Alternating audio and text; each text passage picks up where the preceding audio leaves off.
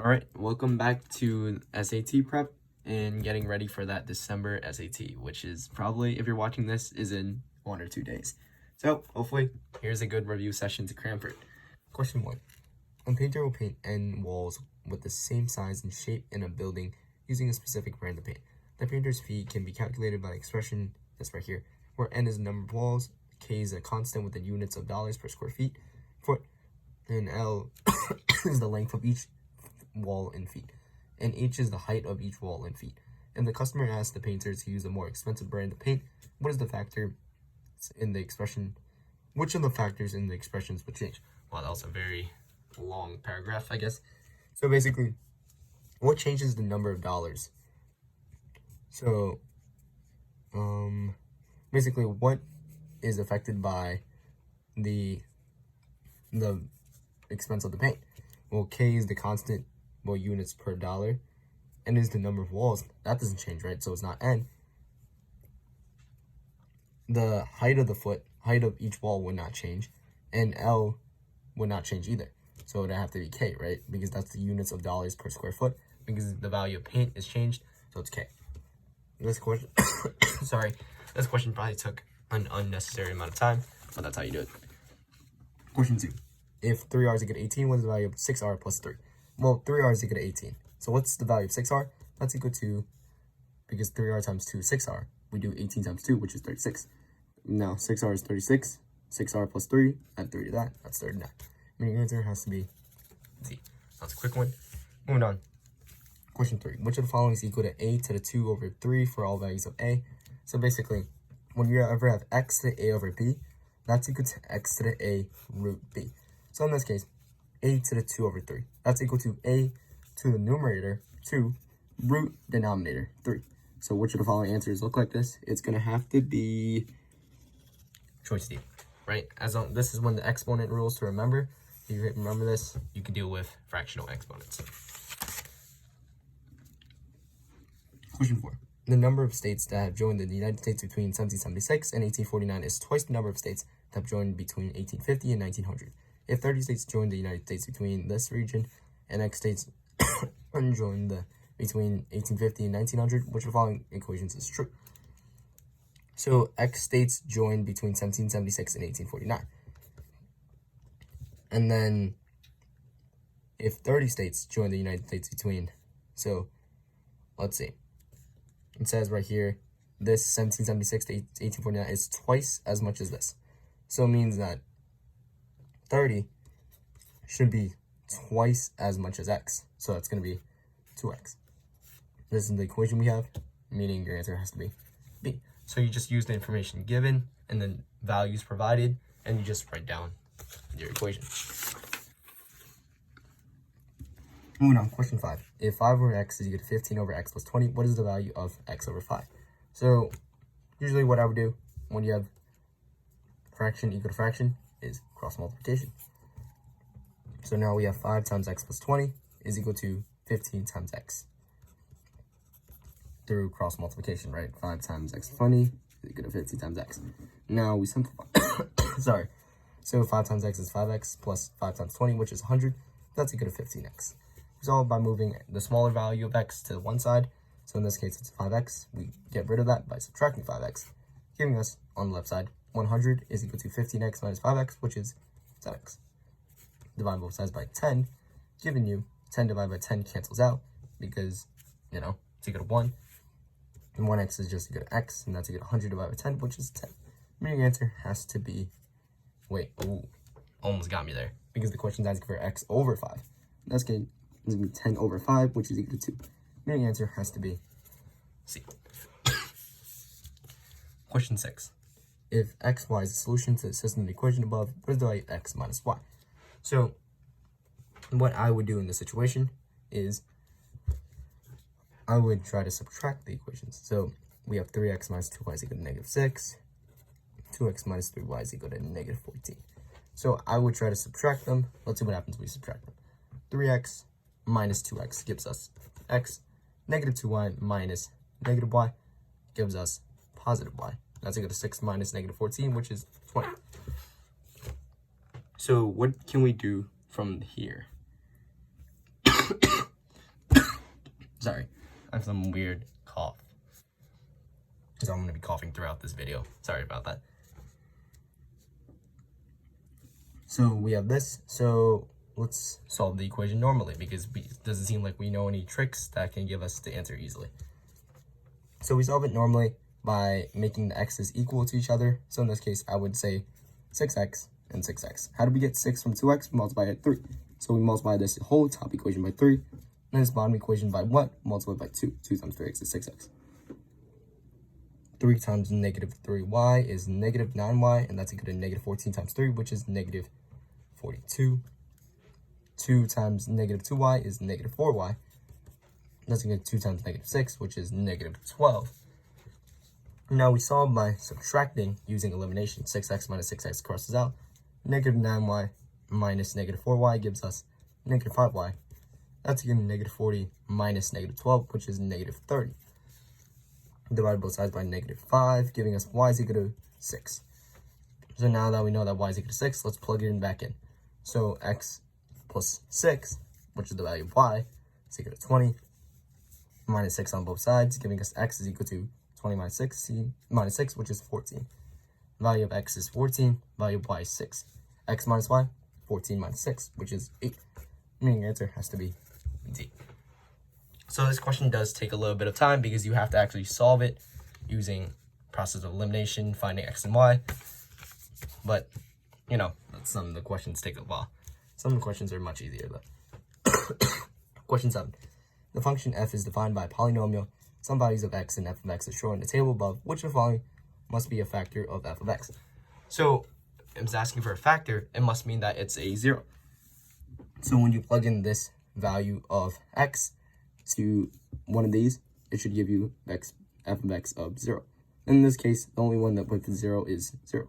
Or with f of x equal to 0 is x equal to 4. So it means your factor has to be x minus 4 is equal to 0. See, why? Because basically when you plug this in for the value, f of x has to equal to 0. And then in this case, 4 minus 4 is equal to 0. So that's why this works. See. Question 8.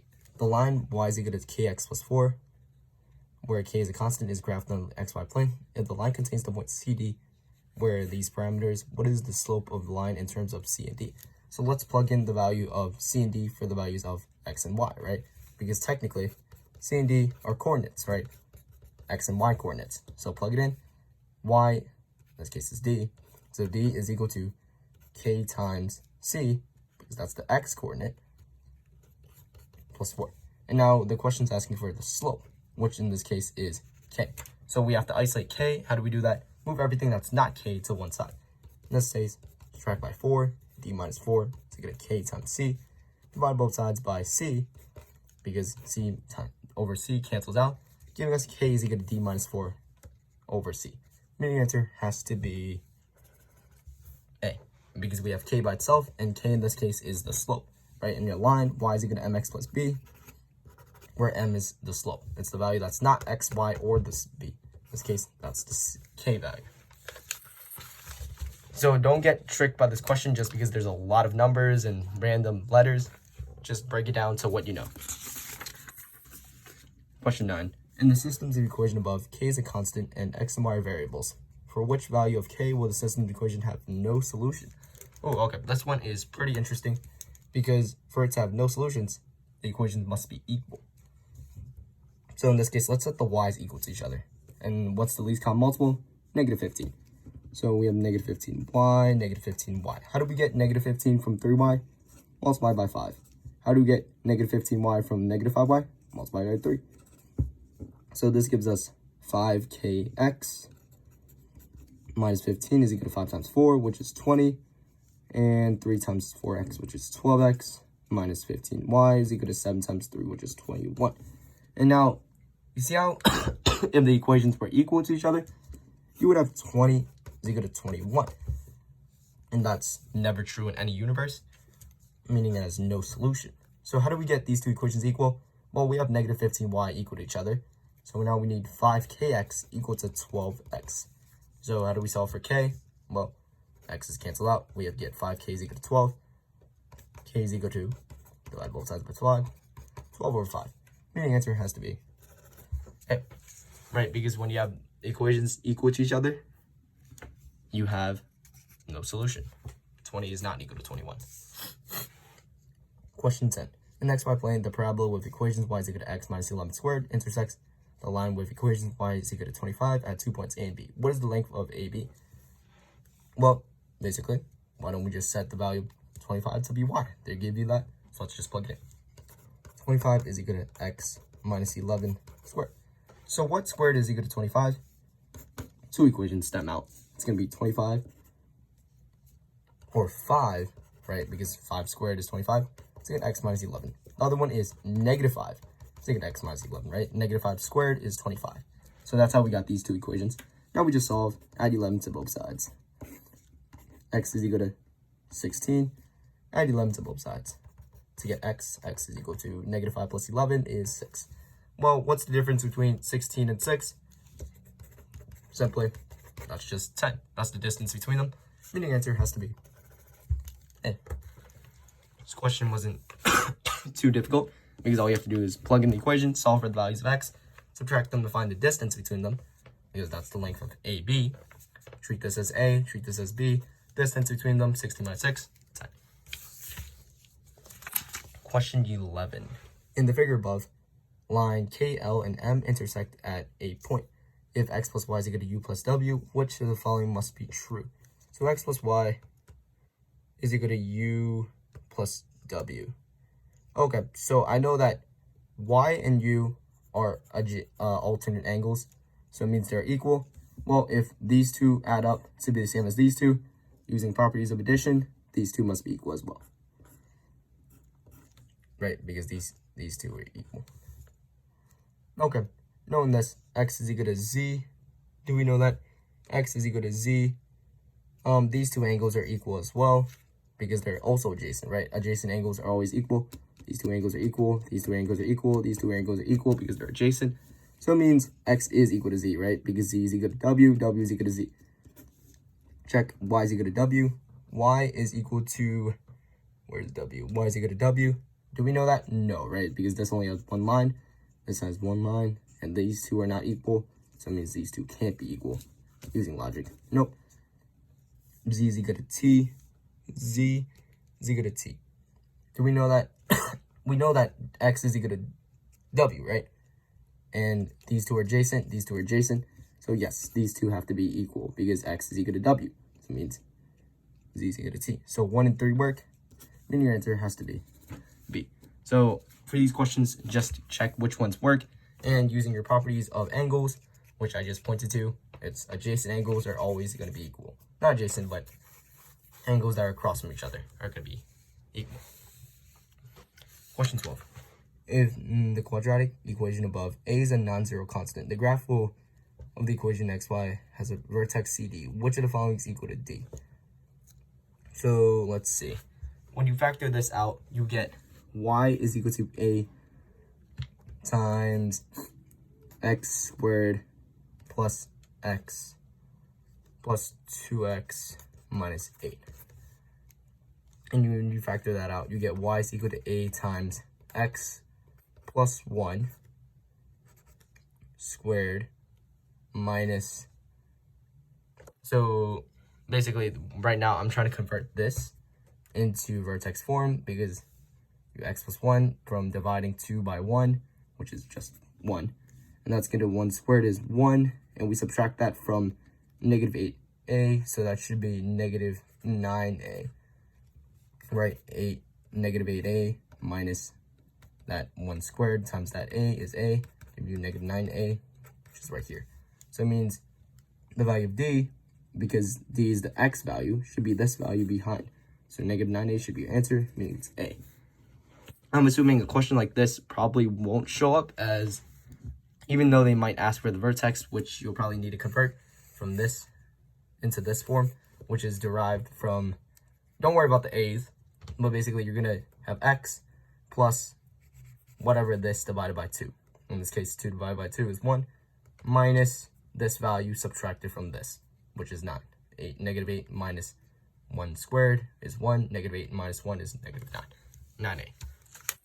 That's it. Moving on. Question 13. The equation, this right here, is equal to this stuff, is true for all values of x is not equal to 2a, where a is a constant. What is the value of a? Basically, I see that 24x squared divided by ax is equal to negative 8x. 24x squared divided by 8x is equal to negative 8x. I'm not looking at any of the other numbers. I'm just looking at this. 24 divided by what number is negative 8? It's negative 3. That's all I need to find. And I just know the answer has to be B. I don't have to try anything else. 24 divided by negative 3 is negative 8. That works. I know B is the answer.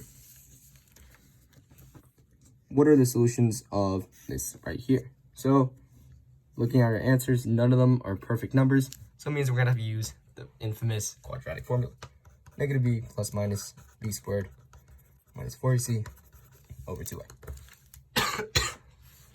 So basically, let's plug in our numbers. A is equal to what? A is equal to 3. B is equal to 12. C is equal to 6. Plug them in. Negative 12 plus minus square root of 12 squared, which is 144, minus 4 times 3 times 6 over 2a. 2 times 3 is 6. Let's simplify, giving us negative 12 plus minus 144 minus 72 over 6.